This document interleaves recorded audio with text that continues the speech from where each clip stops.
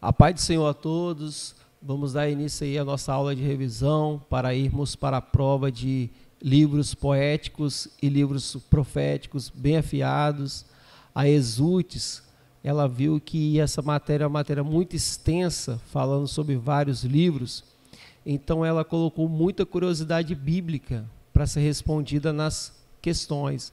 Então a prova ficou muito boa de ser feita. Vou ser bem objetivo aqui, para nós irmos afiados para a prova. Algumas questões da prova podem cair. Quem são os livros poéticos, por exemplo? Os livros poéticos são os livros que tratam de uma história de uma forma poética, assim como o livro de Jó, que é uma história muito triste, mas por estar em poesia, ali nós vemos a glória de Deus sendo maior do que a nossa dificuldade. Os salmos são louvores, Eclesiastes e Cantares falam da sabedoria hebraica, né? Então, os livros poéticos são Jó, Salmos, Eclesiastes e Cantares de Salomão. Guarda isso aí que você vai estar indo bem lá na prova. O livro de Salmos. O livro de Salmos é uma coletânea de louvores. E ele vem do hebraico Sefer Tehillim, que significa livro de salmos. Que psalmo, né, que são louvor. Então, é só você lembrar que Salmo está no Velho Testamento. E o Velho Testamento foi escrito em hebraico. O Novo Testamento ele foi escrito em grego. Então, lembre que o Salmo está no Velho Testamento e foi escrito em hebraico.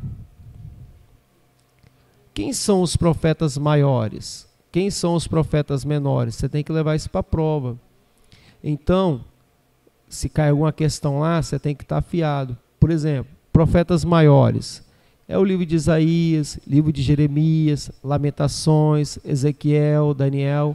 São os livros com maior quantidade de capítulos. São os profetas que mais escreveram. Então, só revisando. Profetas maiores, Isaías, Jeremias, Lamentações, Ezequiel e Daniel.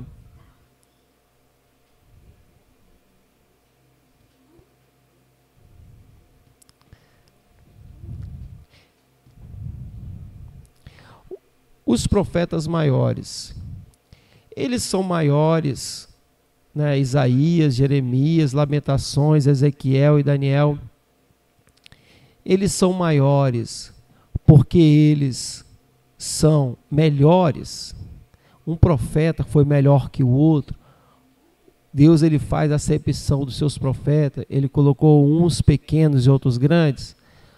Lembre que Deus não vai fazer acepção de pessoas. Deus usa quem Ele quer e aquele que Ele se agrada da vida no altar. E todos os profetas tiveram vida no altar. Todos foram homens de Deus, cheios do Espírito Santo, que até participação nas Escrituras tiveram, de escrever livros da Bíblia tão importantes. Então, os profetas maiores não são os melhores. Lembra disso. São aqueles profetas que escreveram mais, que tiveram uma dedicação de escrever os seus feitos com mais páginas da Bíblia. Então, os profetas maiores, Isaías, Jeremias, Lamentações, Ezequiel e Daniel, não são melhores, são os que mais escreveram. Ok? Ritmo da poesia hebraica. Lembra que na aula eu falei sobre o paralelismo? Paralelismo é o que está em paralelo, um do lado do outro. Então, na Bíblia, nós vamos ver muito paralelismo, como o capítulo 2 e o verso 10 de Jó, que diz: aceitaremos o bem dado por Deus, mas não o mal? Ou paralelismo? Nós vamos aceitar o bem de Deus, mas quando vir o mal, a correção de Deus, nós vamos ficar chateados, não vamos aceitar. Então, a Bíblia tem muito desse paralelismo. Se creres, verás a glória de Deus. sempre vai ter um paralelo, uma coisa do lado da outra.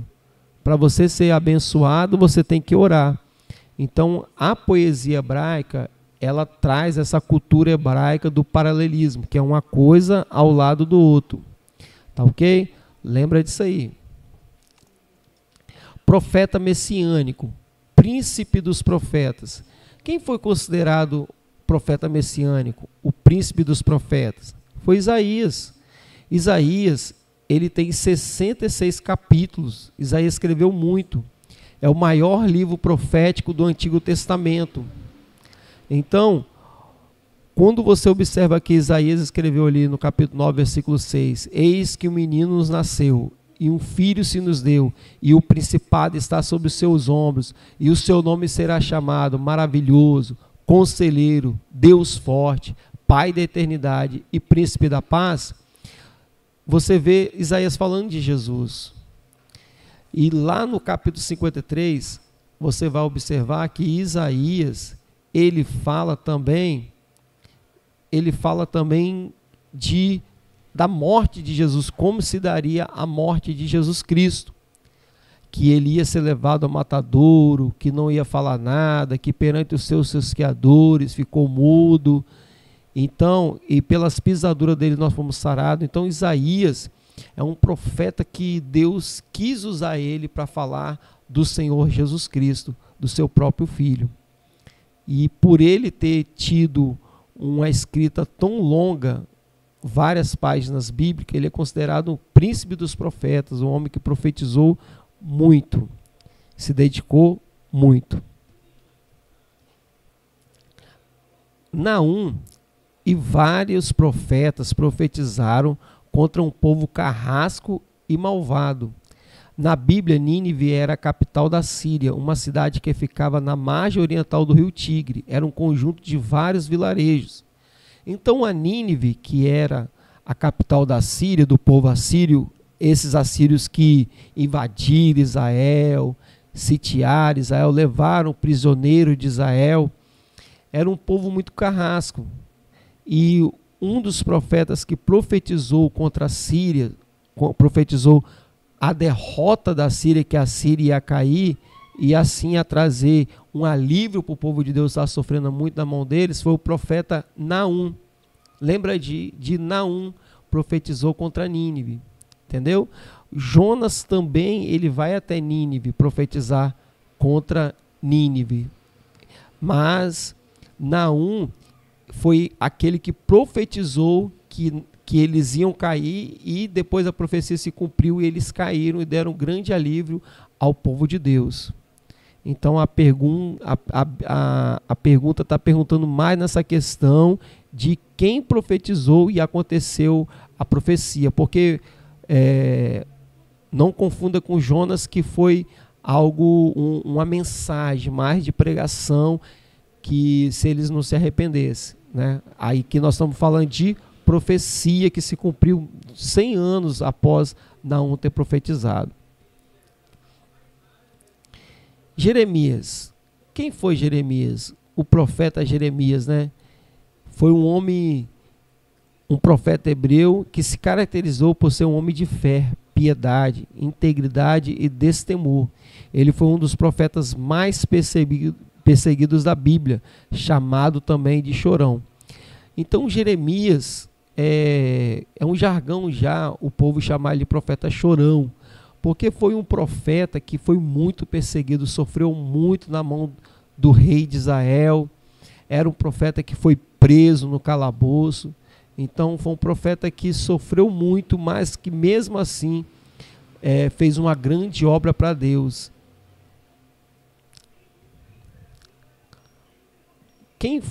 Oséias, a história de Oséias é uma história interessantíssima.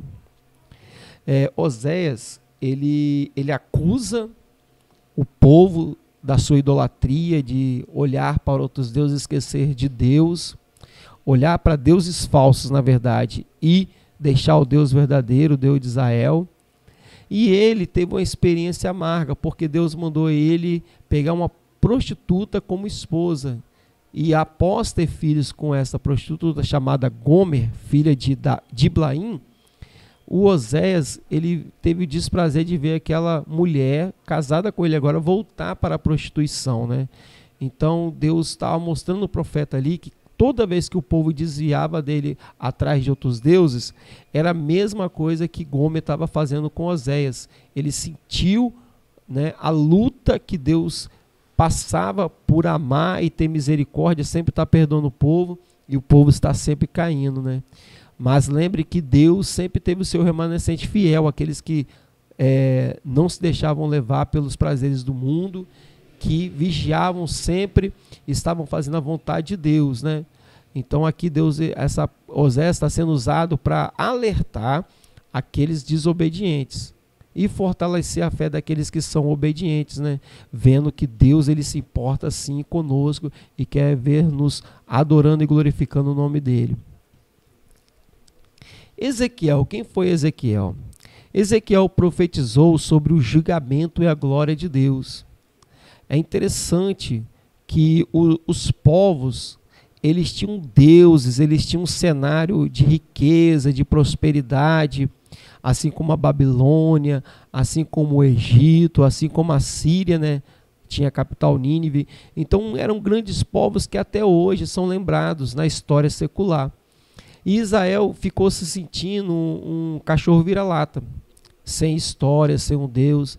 Então Ezequiel foi usado para mostrar para o povo que o Deus de Israel sim era um Deus verdadeiro e Deus era um Deus poderoso. Então Ezequiel mostrou a glória de Deus, mas mostrou também que esse Deus ia cobrar deles a falta deles de buscar ao Senhor, de estar se convertendo a Deus. Então Ezequiel profetizou ao mesmo tempo o julgamento de Deus, que Deus é um Deus que vai julgar os que cometeram atos contra ele, e que também é um Deus todo-poderoso.